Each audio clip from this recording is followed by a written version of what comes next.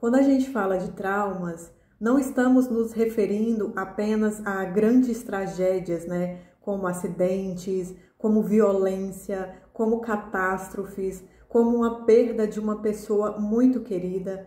Trauma é qualquer experiência que a nossa mente não consegue processar, qualquer experiência que a nossa mente não consegue entender ou lidar com alguma situação. É como se fosse uma experiência indigesta pelas nossas emoções. Então, o trauma também pode ser algo silencioso, algo do cotidiano, algo que vem também acumulando aos poucos. Pode ser um abuso psicológico, pode ser a manipulação narcisista, a invalidação emocional constante. Uma criança, por exemplo, que cresce em um ambiente narcisista, ela pode ter todas as necessidades dela físicas, né, atendidas, como comida, roupa, escola, médico, mas se ela não recebe o mais essencial para o desenvolvimento emocional dela, que é ser uma criança vista, que é ser ouvida, é ser validada, tudo isso vai marcando essa criança que ainda não tem capacidade emocional para digerir essa experiência sozinha, né, de ter que se virar sozinha no âmbito emocional, e isso pode sim também ser um trauma. E o mais cruel é que, como esse tipo de abuso, ele não é visível, muitas vezes nem a própria pessoa entende, né, por que ela se sente tão insegura, por que ela se sente tão perdida, por que ela se sente tão ansiosa, com tanta dificuldade em se relacionar. Muitas vezes a raiz pode estar lá atrás. A raiz muitas vezes pode estar no olhar que ela não recebeu, na escuta que foi negada, pode estar na constante manipulação que distorceu a realidade dela. E o que a nossa mente faz quando vive algo que não consegue digerir? A nossa mente, ela se fragmenta, ela se divide. Para se proteger, ela isola aquela dor ali do restante do nosso mundo interno, como se ela dissesse: nossa, isso é pesado demais para mim agora, vou guardar ali num canto. Pensa na nossa mente como uma casa. Cada experiência que a gente vive ocupa um cômodo dessa casa. As boas lembranças, os aprendizados, os momentos felizes, tudo ali fica guardado, cada um no seu devido lugar. Mas aí, quando acontece algo muito doloroso, algo que a nossa mente não consegue entender, a nossa mente não consegue lidar com aquilo, por exemplo, um abandono, uma agressão, pode ser física, pode ser verbal essa agressão, uma rejeição. Essa experiência, ela não encontra um cômodo para ficar nessa casa. Então, essa experiência é tão pesada, essa experiência é tão difícil que a mente não sabe onde colocar ela. Então, o que a nossa mente faz?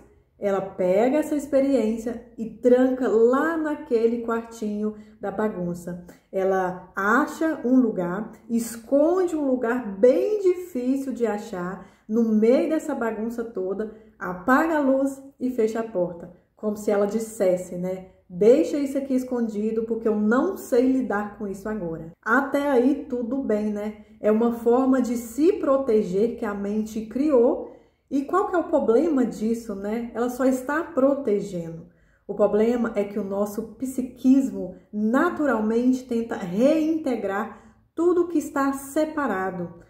Com o tempo, esse quartinho da bagunça, onde fica ali todo um amontoado de coisas, ele começa a emitir ruídos. Ele começa a emitir barulho, começa a ter vazamentos, começa às vezes a subir um cheiro estranho, ou seja, esse trauma trancado, ele começa aos poucos a incomodar. A mente, ela vai tentando entender, né, tudo o que aconteceu, mesmo que muitas vezes inconscientemente. E aí, enquanto esse trauma, ele não encontra um lugar seguro para ser compreendido, ele continua causando dor, ele continua causando sofrimentos e até sintomas físicos e emocionais, porque ele tenta voltar mesmo sem ser convidado. É por isso que aparecem crises, é por isso que aparecem medos sem explicação, é por isso que aparecem comportamentos repetitivos, aparecem dores que a gente não entende. É que a nossa mente, ela fez o que pôde para se proteger, mas esconder não resolve. O que ajuda é você ir lá nesse quarto da bagunça, abrir a porta, acender a luz e olhar com cuidado para o que foi deixado lá, né?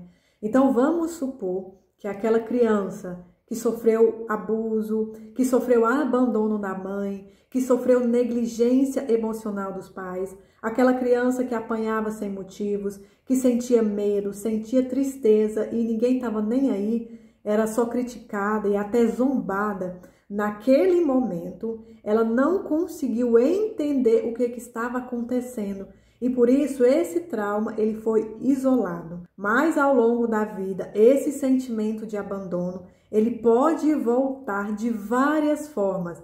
Ele pode voltar através de crises de ansiedade, pode voltar em depressão, em dificuldade de confiar nos outros, em dificuldade de se relacionar. Então, quando você coloca em palavras aquilo que estava apenas como dor, é como se esse trauma ele começa a ser digerido. Esse processo na psicanálise, né, de falar, de colocar em palavras aquilo que estava apenas como dor, é onde esse trauma começa a ser digerido.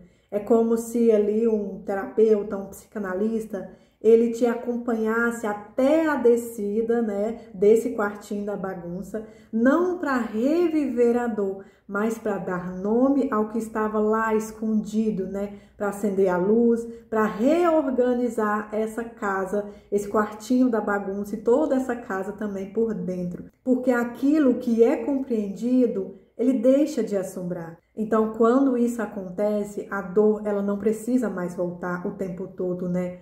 O que antes era trauma pode deixar de ser, porque o trauma, por definição, é aquilo que a mente não consegue suportar. E quando a mente passa a suportar, quando a mente começa a compreender e dar sentido, aquilo deixa de ser um trauma. É como se agora você desse voz ao que foi silenciado e ao escutar o que antes só gritava através da dor, você finalmente acolhesse a sua própria história. Quando você começa a compreender o que você viveu, quando você começa a dar sentido àquilo, você deixa de ser refém aí do seu passado, porque não é a dor que some, é a dor que se transforma. Ela vira então aí um aprendizado, ela vira uma consciência e também força. Você deixa de se ver como alguém quebrado e começa a se reconhecer como alguém que sobreviveu. E mais do que isso, alguém que agora escolhe viver com mais presença, alguém que escolhe viver com mais verdade e também com mais amor próprio. Isso é um processo, né? Mas cada vez que você escuta essa dor com compaixão, ela vai gritando menos. Porque finalmente alguém que é você está ouvindo essa dor.